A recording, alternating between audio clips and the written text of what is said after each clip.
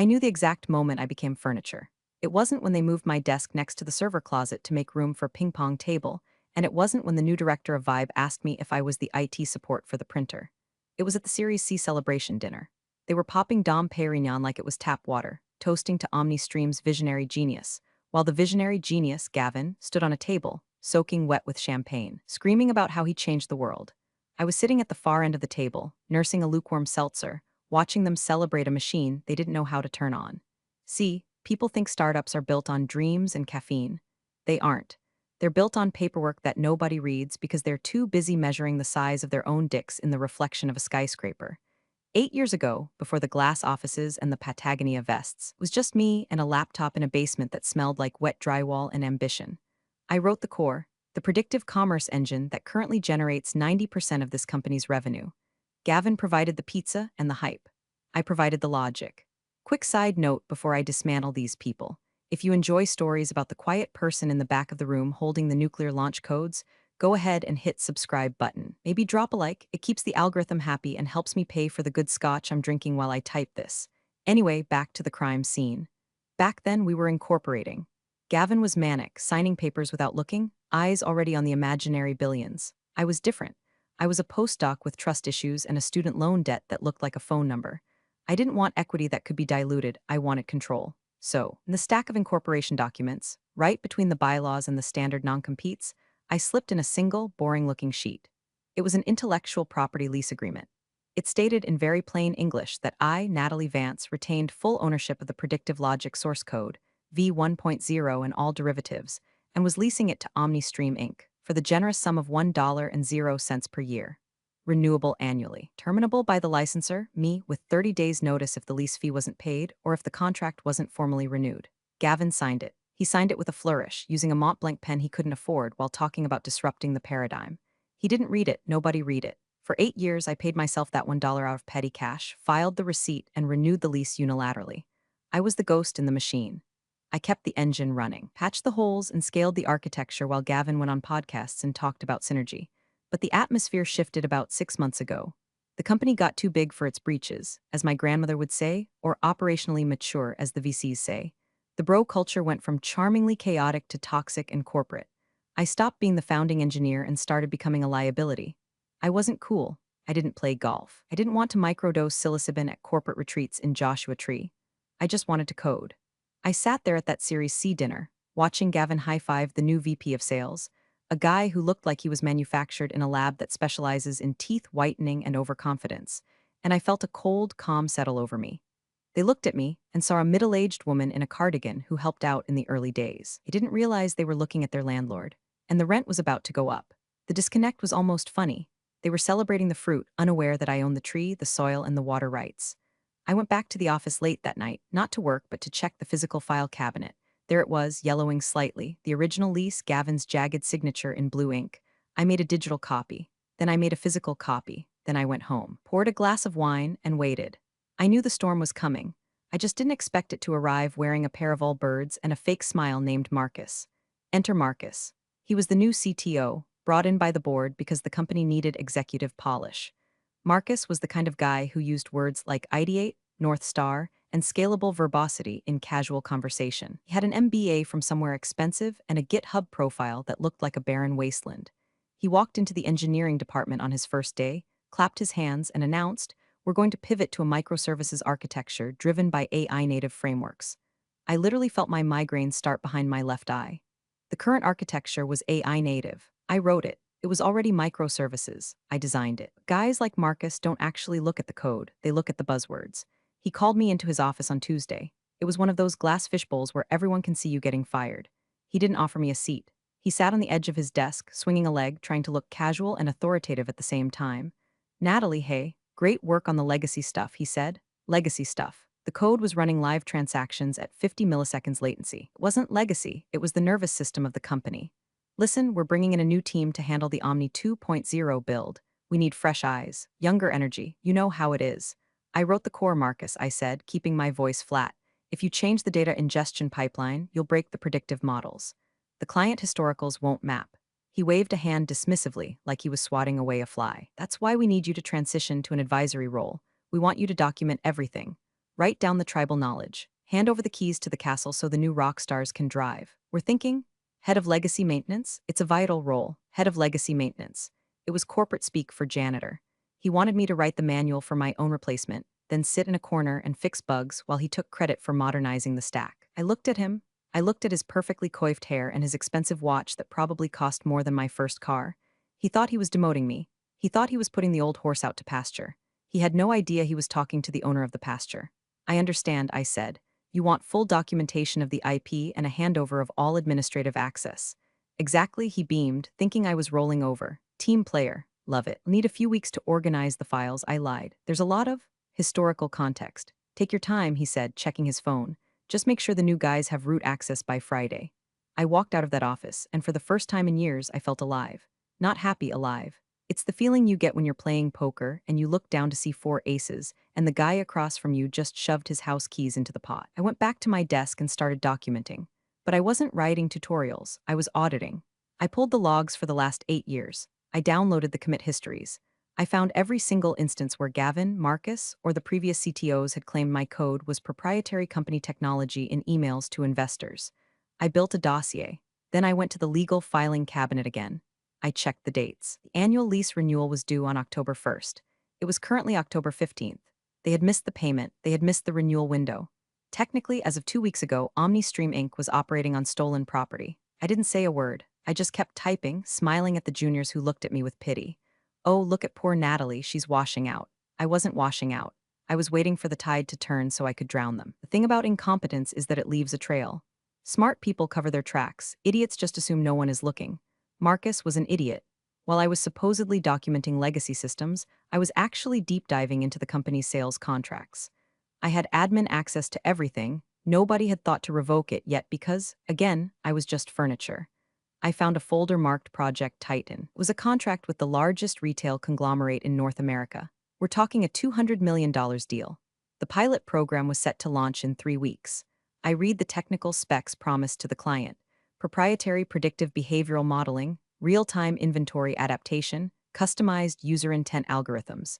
They were selling my code, not just using it. They were white-labeling it and selling it as a standalone product to a third party. I checked the IP clauses in the client contract. OmniStream warranted that it had full and exclusive ownership of all underlying technology. That was a lie. A multi-million-dollar lie. If I pulled the license, OmniStream wouldn't just lose the deal. They would be in breach of contract for fraud. They would be sued into a crater in the ground. I needed to be sure. I spent the weekend running diffs, comparisons between the code I wrote in my basement 8 years ago and the code currently running on the Titan servers. It was a 98% match. They hadn't even refactored the variable names. I found comments I'd written in 2015, jokes about my cat, reminders to buy milk, still embedded in the deep logic of the neural net. They hadn't rewritten anything. Marcus's new architecture was just a fancy API wrapper slapped on top of my engine. It was like putting a spoiler on a Honda Civic and selling it as a Ferrari. I called a lawyer I knew from grad school, a shark named Alina who specialized in IP litigation. We met at a dive bar in Somerville, far away from the innovation district. I slid the folder across the sticky table. Tell me I'm crazy, I said. Alina read the lease. She read the Titan contract. She read the missed renewal notice. She started laughing. It was a terrifying sound. Natalie, she said, wiping tears from her eyes, this isn't a lawsuit. This is an execution. You own the foundation of a unicorn, and they just forgot to pay the rent. What's the play? I asked. Silence, she said. Let them dig the hole deeper. Let them launch the pilot. Let them take the investor money. The more they rely on your IP, the more leverage you have. You need to officially record the assignment in your name just to be safe, but keep it quiet. When the time comes, we don't send a letter, we send a bomb. I went back to work on Monday with a spring in my step. Marcus stopped by my desk. How's that documentation coming, Nat? We really need to sunset your access soon. Almost done, I chirped, just making sure every line of code is properly attributed. Wouldn't want any confusion later. Great, he said. Distracted? By the way, can you fix the latency on the Titan server? It's lagging. I smiled. I'd love to, Marcus, but that sounds like a job for the new architecture. He scowled and walked away. I put my headphones on and listened to a podcast about heavy metal history. The Titan server wasn't lagging because of code. It was lagging because I had throttled the processing power by 5%. Just a little tug on the leash. A reminder that the dog doesn't walk the master. The betrayal wasn't just financial. It was existential. Wednesday afternoon, I was in the break room making a coffee. The espresso machine was broken, of course, because the Office Vibe manager didn't know how to descale it when Jason walked in. Jason was a junior dev, a sweet kid fresh out of MIT who still had that look of hope in his eyes. It was one of the few people who actually asked me questions about the code base instead of just copying and pasting from Stack Overflow. "Hey, Natalie," he said, looking around nervously to make sure we were alone. "Can I ask you something weird?" "Shoot," I said, stirring powdered creamer into my sludge. "In the all-hands engineering meeting this morning, Marcus showed us the core prediction module. He said he wrote the base logic during a hackathon last weekend. But I saw the timestamps and the syntax style. It looks exactly like your old commits." My blood ran cold, then it boiled. Marcus wasn't just pushing me out, he was plagiarizing me in real time. He was claiming authorship of my life's work to a room full of 20-year-olds who didn't know any better. "He said that?" I asked, my voice dangerously quiet. "Yeah." He said he refactored the clumsy legacy logic into a streamlined heuristic. But I looked at the code. "Natalie," he just renamed the variables. He changed user velocity to customer journey speed and called it a day. "Clumsy legacy logic," I repeated. That clumsy logic was currently processing $3 million of transactions an hour. "I just thought you should know," Jason said, grabbing a la croix. It didn't sit right with me. "Thanks, Jason," I said. "Keep your head down. Don't say anything to him. Are you going to do something? I'm handling it." I went back to my desk. That was the final nail. It wasn't enough to just get paid anymore. I wanted them humiliated. I wanted Marcus to stand in front of that whiteboard and explain why his streamlined heuristic had suddenly evaporated. I messaged Alina. "They're claiming authorship internally. Fraud is now systemic." She replied instantly, "Good. We have the investor diligence request coming up. The Series D funding round opens next week. They have to disclose all IP ownership." This was the trap. The Series D investors were Goldman Sachs types, suits who didn't care about vibes but cared very deeply about liability. They would send a questionnaire asking, "Does the company own 100% of the IP?" If Gavin and Marcus answered yes, they were committing securities fraud. If they answered no, they lost the funding. They would answer yes. I knew they would. They were arrogant. They thought I was a nobody. They thought the paper I signed 8 years ago was just trash. I spent the rest of the week cleaning up my files. I wasn't cleaning. I was removing every single comment that explained how the code worked. I stripped the documentation. I obfuscated the variable names in my local versions. I was turning the crystal clear engine into a black box that only I had the key to unlock. If they wanted to drive the car, they better hope nothing breaks, because I was about to cut the brake lines. The invite for the board meeting appeared on the shared calendar, then immediately disappeared. They had hidden it. Strategic Review and Series Definalization Board only. They were going to close the funding round, secure the $50 million, and then fire me. That was the play. They probably had the severance package drafted already, 2 weeks' pay and a non-disparagement agreement. I didn't wait for an invite. As a founding shareholder, even though my equity had been diluted to fractions, I had a statutory right to attend annual meetings, but this was a special session. However, my lease agreement had a clause. The licensor reserves the right to audit usage and compliance at any time upon reasonable notice. I printed the notice. I walked over to Gavin's executive assistant, terrified girl named Brittany who spent 90% of her day returning Gavin's Amazon packages. "Brittany, please add me to the agenda for the Tuesday board meeting," I said, handing her a hard copy of the request. She looked pale. "Oh, Natalie, I think that's executives only." Gavin was pretty specific. "It's an IP compliance audit," I said, using the magic words. "If I'm not on the agenda, Series D diligence fails automatically because of outstanding legal queries." That scared her. She didn't know what it meant, but it sounded expensive. She added me. Gavin stormed over to my desk 10 minutes later. He smelled like stress and expensive cologne. "Natalie, what is this? We're trying to close a deal here. We don't need the engineering team cluttering up the boardroom." "It's just a formality, Gavin," I said, not looking up from my monitor. "I need to clarify the IP assignment status for the investors. You know how sticky these lawyers get about the founding code stuff.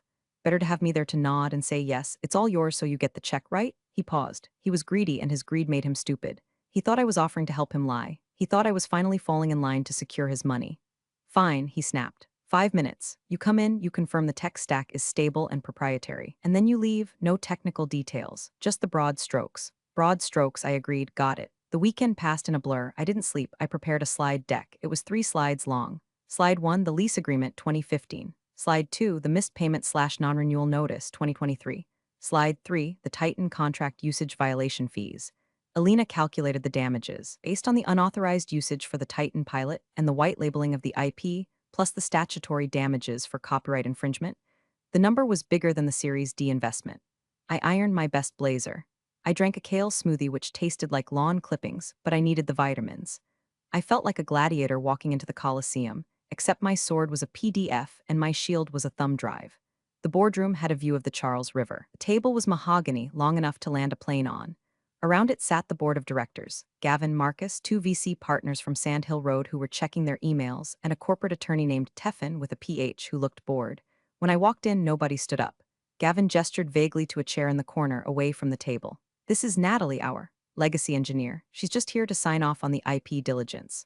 One of the VCs, guy in a fleece vest, looked at me over his glasses. So you built the original stack? I did, I said, remaining standing. I walked to the head of the table right next to Gavin. Great, the VC said, and we own all that, right? Standard assignment of inventions? Gavin nodded vigorously. 100% ironclad.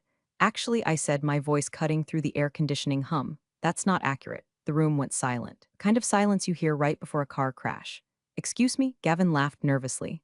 Natalie, don't confuse them with technicalities. It's not a technicality, Gavin, it's a lease. I plugged my laptop into the HDMI cable. The screen flickered to life. Slide 1, Intellectual Property Lease Agreement. Lesser, Natalie Vance. Lessee, Omnistream Inc. Status, expired. What the hell is this? Marcus stood up. This is a joke. 8 years ago, I said, dressing the VCs, ignoring Gavin completely. I retained ownership of the algorithm. OmniStream has been leasing it from me for $1 a year. It was a standard protect your ass maneuver. Gavin signed it. I clicked to the next slide. A blown-up image of Gavin's signature. We have an assignment of inventions clause in your employment contract. Stephen, the lawyer, barked, finally looking awake. Dated after incorporation, I corrected. This lease predates my employment contract. The IP was created prior to the entity's formation. It is excluded property, licensed back to the company. Check your due diligence file, Stephen. It's in there, you just didn't read it. Stephen started frantically typing on his laptop. His face went from bored to beet red in about 6 seconds. He looked at Gavin. Is this? Did you sign this? I sign 1,000 things. Gavin sputtered. It doesn't matter. It's our code. She works for us. I worked for you, I said. But the lease expired on October 1st. You failed to renew. You also failed to pay the $1 fee. Per the contract terms, the license has terminated. All usage of the predictive engine as of 14 days ago is unauthorized. I clicked to the final slide. Unauthorized usage. Project Titan. Estimated damages, $150,000 per violation. You are currently deploying unlicensed software to your largest client, I said, leaning on the table. You are selling property you do not own. If I make one phone call to the Titan legal team, this contract and this company evaporates. Gavin looked like he was having a stroke. Marcus looked like he was about to cry. The VCs just looked at me with a sudden, terrifying respect. What do you want? The VC in the fleece vest asked quietly. You built this company? Gavin screamed, slamming his hand on the table. You're just a coder. You're a mechanic. You don't understand business. I understand that you're squatting in my house, I replied calmly. And I'm changing the locks. We'll sue you, Marcus squeaked. We'll bury you in legal fees. With what money? I asked. The Series D isn't closed. And if these gentlemen, I nodded at the VCs, walk out that door, you can't even make payroll next week. And they will walk out. Because no one invests in a software company that doesn't own its software. The VC raised a hand, silencing Marcus. He looked at Stephen, the lawyer. Is she right? Stephen loosened his tie. He looked like a man who was visualizing his own malpractice insurance premiums. If the lease is valid, and it looks valid, and if it expired, yes, she owns the core IP. Without a new license, we are dead in the water. The room temperature dropped 10 degrees. VCs turned their cold, reptilian eyes toward Gavin. They didn't care about his vision anymore. He was a liability. Natalie, the VC said, his voice smooth as silk. Let's all take a breath. Obviously, there has been an oversight. We value your contribution. We can fix this. A retroactive renewal? A lump sum bonus we can offer you? I don't know, $50,000 and some stock options to sign a full assignment transfer today. I laughed. It was a genuine belly laugh. 50,000? You're raising 50 million on a valuation of 400 million, and you're offering me the price of a used Camry? What is your number? Gavin hissed. I don't want a number, I said, and I don't want to work here anymore. I don't want to report to Marcus, who thinks refactoring means renaming my variables. I slid a new document across the table. Alina had drafted it that morning. This is a licensing agreement. It structures a new entity, Vance Logic LLC, which I own 100%. OmniStream will pay a licensing fee of 15% of all gross revenue derived from the predictive engine. That includes the Titan deal. And the license is revocable if any attempt is made to reverse engineer the code. 15% of gross? Gavin's eyes bulged. That wipes out our margin. That kills the profitability. Then write your own code, I said. Have Marcus do it. He's a rock star, right? Give him a keyboard. I'll turn off my engine and he can build a new one by tomorrow morning before the Titan pilot launches. I looked at Marcus. He shrank into his chair. He knew he couldn't code Hello World without a tutorial, let alone a predictive commerce engine. We can't rebuild it in time, Stephen whispered. Titan launches in 48 hours. Then you pay the rent, I said. It took them 45 minutes to break. Gavin tried to bluster. He tried to threaten. He tried to appeal to loyalty and the family we built. We aren't a family, Gavin, I told him. We are a corporation, and I am the supplier. The price of steel just went up. The VCs made the call. They weren't going to let the $200 million Titan deal collapse over a founder's ego. They forced Gavin to sign. The ink wasn't even dry when the restructuring began. The VCs, realizing that the current management team had effectively jeopardized the entire company's existence through negligence, called for an immediate executive session. I packed up my laptop while they were still arguing. As I walked out, Marcus tried to catch my eye. He looked like a child who had lost his mother at the grocery store. I didn't acknowledge him. I walked past the glass offices, past the ping pong table, past the hang in their cat poster. I went to my desk. I didn't pack a box. I didn't take the stapler or the framed photo of my dog. I just took my hard drive. Brittany, the assistant, was crying at her desk. She could sense the bad vibes radiating from the boardroom. Is everything okay, Natalie? Everything is great, Brittany, I said. By the way, tell Gavin he's out of toner. I walked out of the building and into the Cambridge air. It was cold and smelled like exhaust and river water. It smelled like freedom. By the time I got home, my phone was blowing up, emails from the board. They had fired Marcus, effective immediately, gross incompetence. They were keeping Gavin on as a figurehead for now, but he was being stripped of operational control.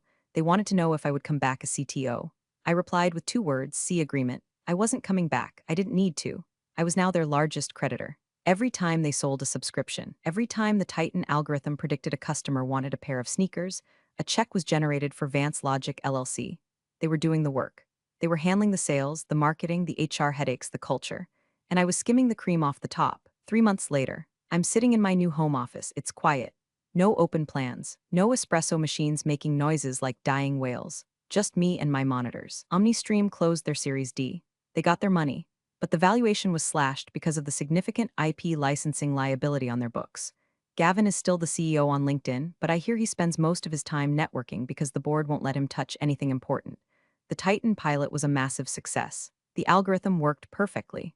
Of course it did. I wrote it. My first quarterly licensing check arrived yesterday. It was for an obscene amount of money. Enough to buy a very nice house or perhaps a small island where LinkedIn is banned. I ran into Jason, the junior dev, at a coffee shop last week. He told me the vibe at the office is funeral somber. They're terrified of touching the code now.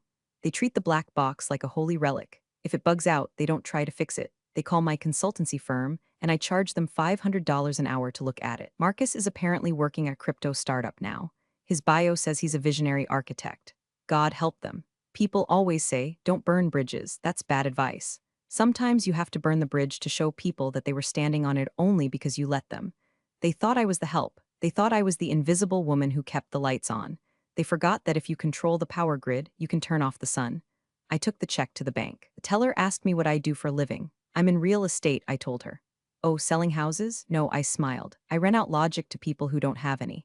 I went home, poured a glass of the really expensive scotch, the kind that tastes like peat moss and victory, and sat down to code. Not for OmniStream, for me. I have a new idea. It's a predictive model for detecting corporate fraud. I think Gavin is going to be my first beta tester. Cheers. Real power doesn't announce itself with bluster. Natalie proved that by letting her crucial algorithm speak for itself, then calmly sliding that document across the table. Holding your cards close isn't weakness, it's strategy. True value always finds its moment to shine. Appreciate you all for sticking through this one. See you in the next story.